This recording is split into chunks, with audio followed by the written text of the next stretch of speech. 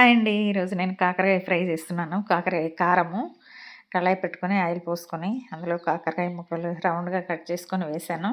అవి వేయించాలండి. చక్కగా వేగాక చూడండి సగం వేగిపోయాయి. ఇంకా కొంచెం వేగితే సరిపోతుంది. ఇప్పుడు ఇందులోకి కావలసినంత కారము, ఉప్పు, వెల్లిపాయలు, కొంచెం జీలకర్ర వేసి మిక్సీ వేస్తున్నానండి ఇది. ఈ మిక్సీ వేసింది కాకరకాయలు వేగాక అందులో కలుపుకోవాలి. చూడండి కాకరకాయలు వేగిపోయాయి. ఇందులో 2 పచ్చిమిరపకాయలు కూడా వేశాను. ఇప్పుడు ఆ కారం కూడా వేసేస్తాను. చూడండి మిక్సీ వేసుకున్న కారప్పొడి వేసేస్తున్నాను. ఈ కారం చాలా బావుంటుందండి. పప్పుచారులోకి, పప్పులోకి చాలా బావుంటుంది ఈ కారము. ఒట్టిగా రైస్‌లోకి కూడా చాలా బావుంటుంది. చాలా టేస్టీగా ఉంటుంది. అందులో నేను కొంచెం కరివేపాకు కూడా వేశాను. చాలా బావుంటుందండి ఇది.